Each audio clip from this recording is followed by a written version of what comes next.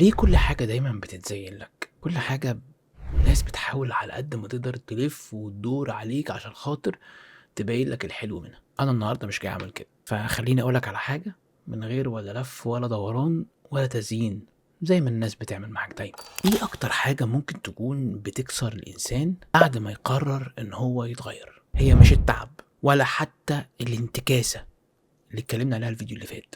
أكتر حاجة بتكسر الإنسان هي الوحدة اللي بتيجي لك في أي وقت، بعد ما تبطّل أي غلط، وبعد ما بيسكت الصداع اللي كان في دماغك، بتلاقي نفسك دايمًا لوحدك، بعد ما تمشي في طريق جديد تلاقي ما حدش معاك، وده مش لإن الناس مش موجودة زي ما أنت فاكر، الفكرة كلّها إنك أنت بقيت مختلف حبّتين، وأكيد مش كل الناس هتعرف تتعامل مع الاختلاف ده. في بداية المرحلة دي أنت هتفتكر إن المشكلة فيك، إنك بقيت تقيل، مُمِل، مش مفهوم، تكبر الموضوع، دماغك مش معاك. ممكن تبدأ تقول لنفسك في مواقف كتير جدا، هو أنا ليه ما بقيتش قادر أستمتع زيهم؟ ليه الكلام كله اللي بقى بيطلع مني بقيت بحس إن هو فاضي؟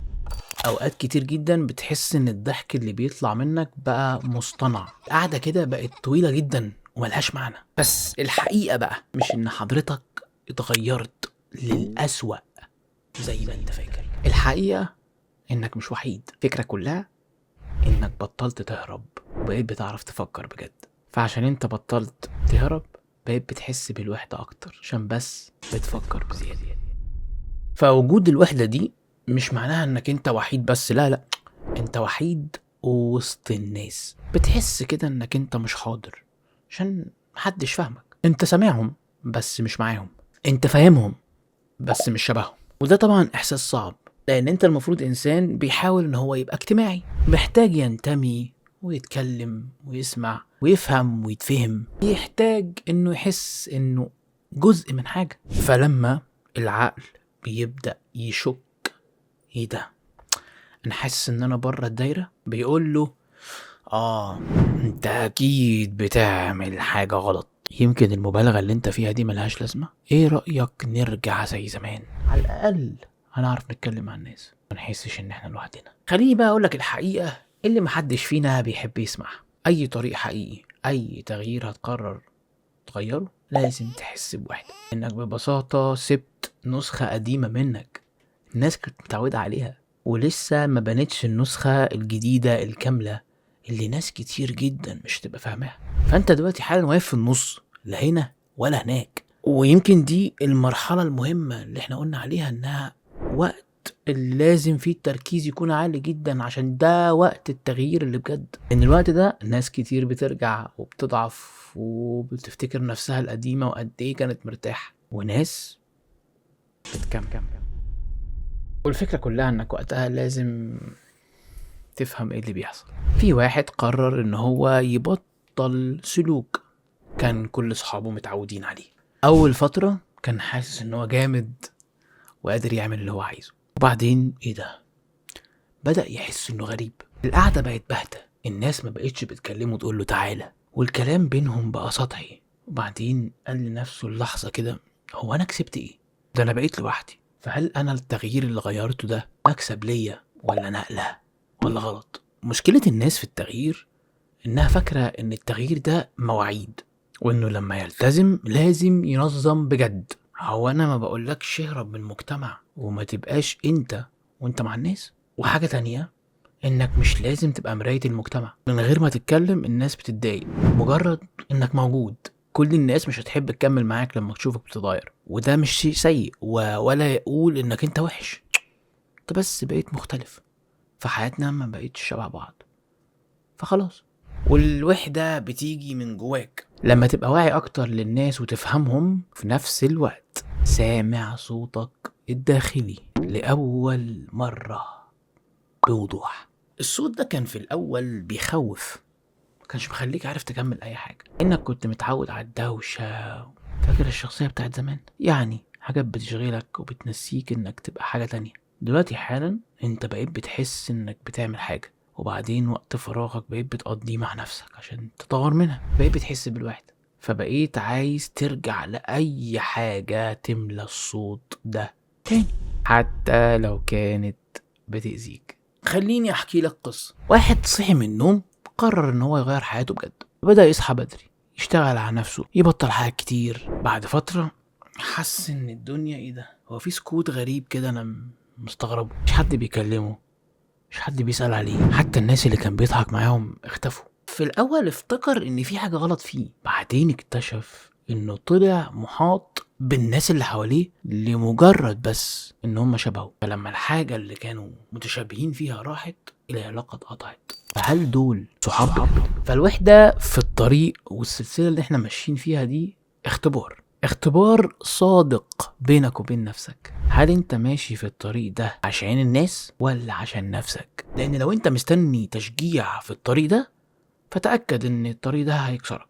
لو مستني حد يفهمك طول الوقت، هتتعب. ومش لان الفهم وحش، لان في مراحل في حياتك لازم تاخد قرارات لوحدك. خليني بقى اكون صريح معاك شوية اكتر. الوحدة في الوقت ده، الشيطان مش بيجي يقولك ارجع، الشيطان بيجي يقولك انت بقيت لوحدك، انت مش مهم، انت بتضيع وقت، محدش حاسس بيك ومحدش هيفضل معاك ومحدش هيعجبه الشخص الجديد، ارجع. وهنا بالذات مع الموضوع ده بجد ناس كتير جدا بتنهار، ومش لانها وحشه، هي بس الفكره كلها ان هي حست ان الوحده دي طريق غلط وهيخسرها ناس كتير. اقصد بالوحده هنا في الطريق اللي انت قررت فيه تتغير، مش الوحده عموما. فالوحده في الوقت ده مش معناها انك فقدت الناس، الفكره كلها انك فقدت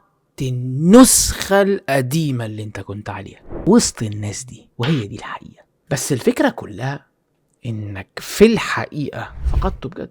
ممكن يوجعك ولازم تعترف بيه وما تنكروش وما تهربش منه، لان هو جزء من تغييرك وطبيعي. عامل زي فكرة الفراغ شيء طبيعي، بس الغلط الوحيد انك انت بتفسره غلط بس. فالوحدة دي مرحلة مؤقتة ومش طويلة لو فهمتها بدري. الفكرة كلها والشرط الأهم إنك تحاول على قد ما تقدر ما تملهاش بأي حاجة وخلاص، لأنك لو هربت من الوحدة دي ترجع لنفس الدايرة ونفس الناس. والوحدة دي لازم تتعاش، لأنك بتعرف فيها نفسك بجد من غير ما يكون في أي حاجة خارجية بتأثر عليك، وبالذات الناس، من غير ما حد يسقف لك ويقول لك جامد وانت ممكن تكون وحش قوي وهو بيطبلك، من غير اي ازعاج. لوحدك بجد تاخد قراراتك. وهنا ده اكتر وقت انت بتبني فيه علاقة حقيقية مع نفسك، علاقة مش مبنية على جلد ذات ولا سمعان كلام من اي حد يأنبك، ولا علاقة تبقى بتحاول تثبت فيها اي حاجة لأي حد. علاقة مبنية على القبول اي شيء، وده اصعب من اي التزام، انك انت تقبل نفسك. كتير جدا اللي بيعرف يلتزم، بس قليل جدا جدا اللي يعرف يقبل نفسه. فخليني بقى اقولك الحقيقة الاخيرة قبل ما نختم الفيديو ده. السلسلة والرحلة اللي احنا فيها دي، انت لازم يعدي عليك مرحلة تحس فيها انك انت مش شبه اي حد في الدنيا ولا اي حد شبهك، وانت غريب مش مننا. وده معناها انك انت بجد بدأت تشكل شخصية جديدة تفهمها، زي العيل الصغير كده لما بيكبر. فاهمني؟ العيل الصغير الطفل الجميل ده بتعدي عليه مرحلة في النص كده، صح؟ بتخليه ينضج ويفهم، بيبقى فيها ازعاج ودوشة وحاجات غلط وحاجات صح.